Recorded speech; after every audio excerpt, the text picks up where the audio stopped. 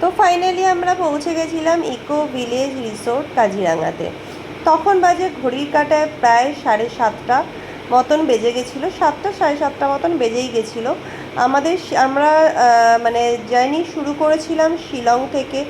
অনেক ভোরবেলায় মানে জার্নি শুরু করেছিলাম, তো আমাদের এখানে পৌঁছাতে পৌঁছাতে প্রায় রাত হয়ে গেছিলো।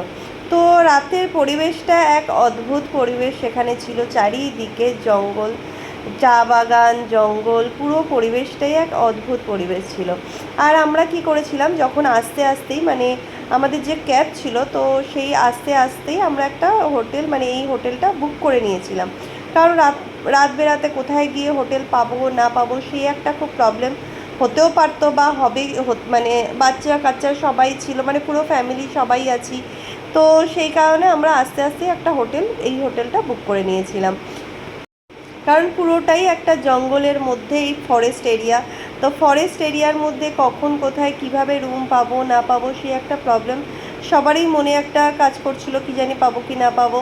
তো সেই কারণে এই রুমগুলো বুক করেছিলাম। আর এই সামনের দিকে যে রুমগুলো দেখতে পাচ্ছ এগুলো হচ্ছে কটেজ। সবগুলোই সামনে যেগুলো আছে সেগুলো কটেজ। এগুলো অনলাইনেও বুক করা যায়, আর অফলাইনে যদি রুম খালি থাকে এসে তবেই তোমরা পাবে। আর ওয়েদারটা বলতে পারো খুব এখানে যে গরম তাও না, আবার খুব যে ঠান্ডা তাও কিন্তু না। একটা হালকা ঠান্ডা গরম একটা ওয়েদার আছে। বাট জায়গাটা কিন্তু অসম্ভব সুন্দর, অসম্ভব, ভীষণ একটা নিরিবিলি নিস্তব্ধ একটা জায়গা। মানে বেশ একটা আলাদা ফিল হচ্ছে, কিন্তু একটু ভয় ভয়ও করছে, যেহেতু চারিদিকে একটা, আমরা জানি ফরেস্ট এরিয়া মানেই চারিদিকে বন্য প্রাণী চারিদিকে রয়েছে।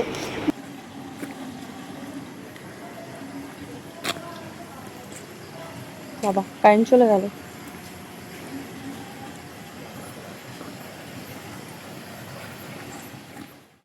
রাস্তায় আস্তে আস্তেই যেহেতু এই রিসোর্টটা আমরা বুক করেছিলাম, তো সেই জন্য রুম রিভিউ আমরা সেভাবে দেখিনি, যেটা পেয়েছিলাম সেটাই কোনো রকমের রুম বুক করে নিয়েছিলাম। আমাদের 1 নাইট স্টে ছিল, আর এটা হচ্ছে আমাদের সেই রুমটা। আমি অনেস্টলি স্পিকিং বলছি, আমার এই রুমটা খুব একটা পছন্দ হয়নি, কারণ ব্যাক সাইডে ছিল আর রুমটা সেইভাবে ক্লিন আপও ছিল না, আর আমার সেই কারণে পছন্দ হয়েছিল না। তো আমরা সেই কারণে ওনাদের যে রিসেপশন আছে, তো ওখানে রিকোয়েস্ট করেছিলাম যে রুমটা চেঞ্জ করে দেওয়ার জন্য, অন্য কোনো রুম যদি থাকে সেটা আমাদেরকে দেওয়ার জন্য। তো ওরা আমাদেরকে বলেছিল যে ঠিক আছে, আমাদের যদি রুম থাকে, তো ওরা দিয়েছে আমাদেরকে এই রুমটা। তো এই রুমটা কিন্তু বেশ ভালো, আর অনেক বড়, অনেক বড়। তো তোমাদেরকে আমি নেক্সট ভিডিওতে আমার রুমের রিভিউটা দেবো, আর রুমের ট্যুরটাও করাবো যে কতটা বড় আর কতটা সুন্দর এই রুমটা। তো চলো, দেখা হবে তোমাদের সাথে নেক্সট ভিডিওতে। টাটা।